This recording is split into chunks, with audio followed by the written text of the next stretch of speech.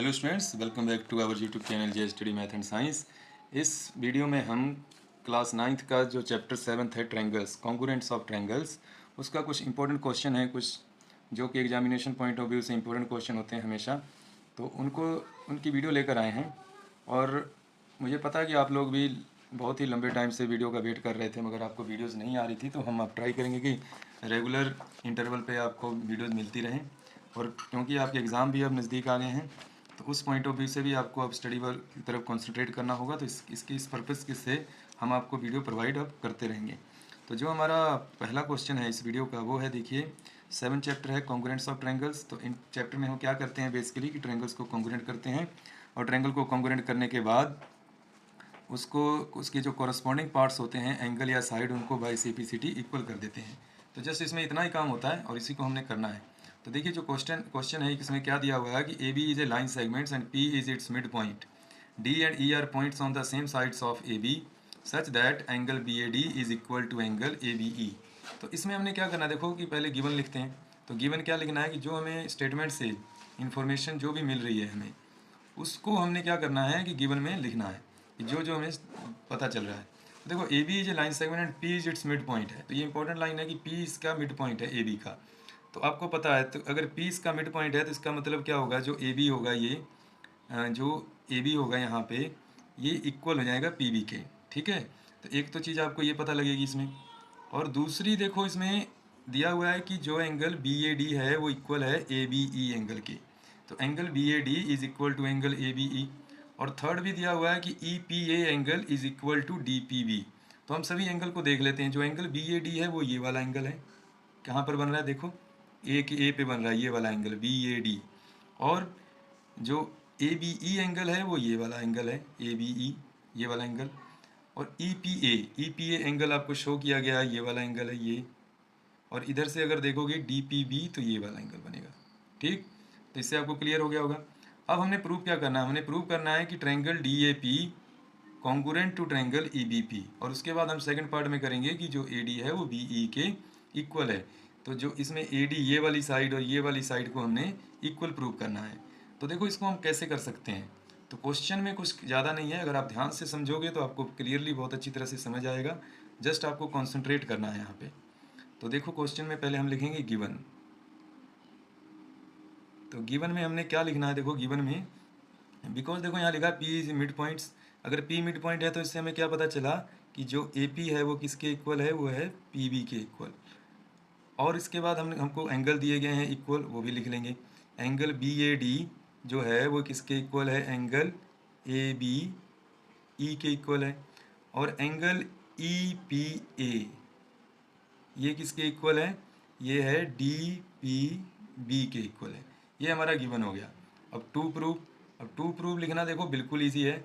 या तो to prove ही लिखा होता है या शो दैट लिखा होता है। तो ये वाले जो दो पार्ट हैं इसमें हम लिख देंगे टू प्रूव में। तो इसको मैं लिख देता हूँ, triangle DAP congruent to triangle EBP। और सेकंड पार्ट में क्या है, AD is equal to BE, AD is equal to BE। ये हमने लिख दिया यहाँ तक, टू प्रूफ तक। अब हम इसका करेंगे स्टार्ट प्रूफ। तो प्रूफ देखो कैसे करना है, कौन कौन सी ट्रायंगल हमने कॉन्ग्रुएंट करनी है, उसी ट्रायंगल को हमने चूज़ करना है। तो हमने ट्रायंगल करनी है DAP और EBP। तो हम यहाँ पे लिखेंगे in triangle DAP and another triangle जो है वो है EBP। ठीक, अब इसमें हमने जो हमें गिवन में दिया गया है, जो जो हमें पता है वो हमने लिखना है। तो पहला पार्ट तो ये लिखेंगे, AP is equal to BP। इसके लिए हम क्या लिख सकते हैं, गिवन भी लिख सकते हैं क्योंकि हमने गिवन में लिख दिया है, या इसका रीजन लिख सकते हो because P is its mid point. तो मैं यहाँ पे गिवन ही लिख देता हूँ। ठीक, इसके बाद हमने लिखने हैं ये एंगल इक्वल। तो जो एंगल हमारे पास क्या थे, BAD। ठीक, BAD, जो BAD एंगल है इसको हम अब PAD एंगल भी बोल सकते हैं, क्योंकि जो यहाँ से स्टार्ट होगा ना ये एंगल, आप ध्यान देना यहाँ पे, अगर जो एंगल हम यहाँ से स्टार्ट कर सकते हैं हम इसको PA से, यहाँ से भी बोल सकते हैं ऐसे PAD। तो अब हम इसको क्या करेंगे, BAD ना लिख के PAD लिखेंगे। वो क्यों लिखेंगे, क्योंकि हम ट्रायंगल जो चूज़ कर रहे हैं वो कौन सी कर रहे हैं, DAP और EBP।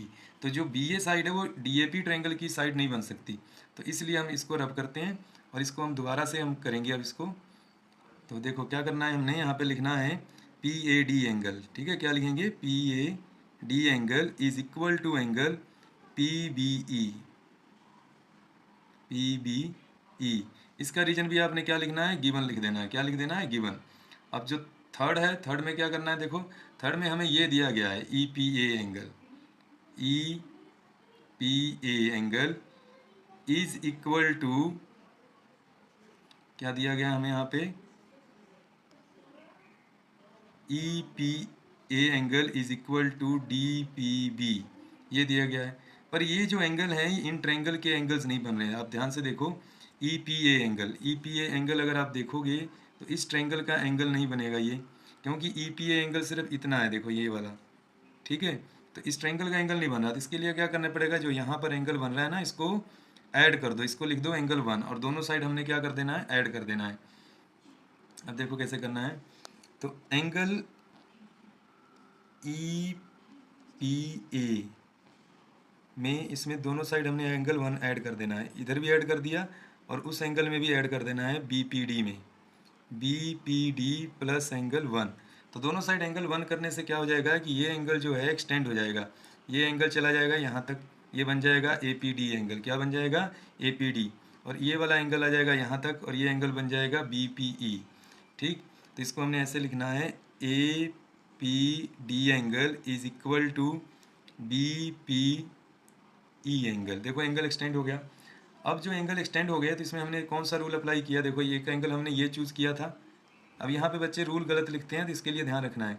एक एंगल हमने ये चूज़ किया एक ट्रायंगल में, और दूसरा एंगल हमने ये वाला चूज़ किया। देखो एक ट्रायंगल में ही देख लो, और एक हमने ये साइड ली थी, A P is equal to P B.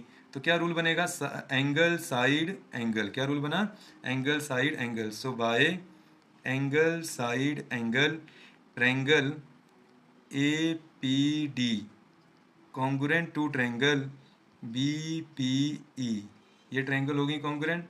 सो जो ट्रायंगल अगर कॉन्ग्रुएंट हो जाती है तो by C P C T, corresponding parts of congruent triangle. इसका मीनिंग क्या होता है, corresponding parts of congruent triangles are equal. So इसके जो कॉरस्पॉन्डिंग पार्ट्स होंगे वो क्या हो जाएंगे, इक्वल हो जाते हैं। इस तरह से हम लिख देंगे A B is equal to, A B जो होगा किसके इक्वल हो जाएगा, बी ई के इक्वल हो जाएगा। तो ये हमारे दोनों पार्ट कंप्लीट हो गए। तो उम्मीद करता हूँ आपको ये क्वेश्चन अच्छी तरह से समझ आया होगा। अब चलते हैं नेक्स्ट क्वेश्चन पे इसकी। अब जो इसका सेकंड क्वेश्चन है वो भी देखिए इसी क्वेश्चन से, जो हमने लास्ट क्वेश्चन किया है उससे मिलता जुलता ही क्वेश्चन है, सेम पैटर्न पे ये क्वेश्चन करना है हमने। तो देखो क्वेश्चन में क्या है कि in figure A C is equal to A E. तो गिवन में हम लिख लेते हैं इसको पहले, given A C is equal to A E. A C जो है ए ई के इक्वल है, फिर ए बी जो है वो ए डी के इक्वल है। अब डायग्राम में देखो सिंबल यूज़ किए हुए हैं, A B is equal to A E, ध्यान से देखोगे तो A B is equal to A D लिखा हुआ है, A C is equal to A E, तो सिंबल यूज़ किए गए हैं। और एक एंगल भी हमको दिया गया, एंगल का जो पेयर है angle B A D is equal to angle E A C, ये भी इक्वल है। तो show that B C is equal to D, तो इसको हम लिखेंगे टू प्रूव में। किस में लिखेंगे, टू प्रूव। अब टू प्रूव में देखो क्या है, B C is equal to D E, B C is equal to D E. अब देखो प्रूव करना है हमने, तो अगर आप इसमें ध्यान से देखोगे तो इसमें भी सेम वही प्रॉब्लम है जो लास्ट क्वेश्चन में थी। इसमें भी देखोगे तो ये वाला जो एंगल है ना, ये एंगल हमें ऐड करना पड़ेगा दोनों साइड, दोनों एंगल में। तो इसको मैं एंगल 1 लिख लेता हूँ, ठीक है। अब इसको कौन कौन से एंगल में हम ऐड कर सकते हैं, तो बी ए डी एंगल में। अगर हम इसको बी ए डी एंगल में, इस एंगल में ऐड करेंगे तो ये एंगल यहाँ तक जाएगा और ये एक्सटेंड हो जाएगा और बन जाएगा बी ए सी एंगल। तो बस इतना ही ध्यान रखना है। और सेम इसी तरह से ई ए सी एंगल में ऐड करेंगे तो ये बन जाएगा ई ए डी एंगल। तो इसमें हमने ऐड कर देना है जस्ट इसको।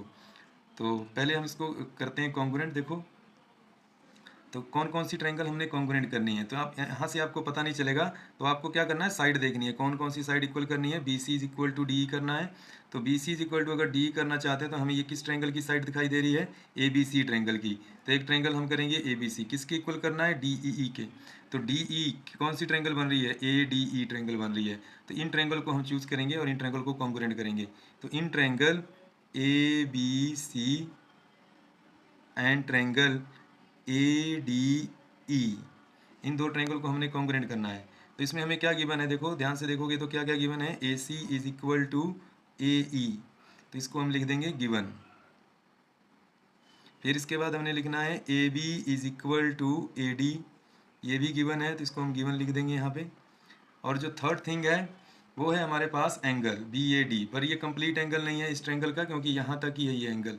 अगर आप इसको ध्यान से देखोगे तो ये एंगल हमें यहाँ तक दिखाई दे रहा है, सिर्फ BAD ट्रायंगल का एंगल बन रहा है। हमें इसको बनाना है BAC ट्रायंगल का एंगल, तो इसमें एंगल 1 क्या करेंगे, ऐड कर देंगे। तो चलो देखते हैं कैसे करना है इसको। तो नेक्स्ट पेज पे चलते हैं।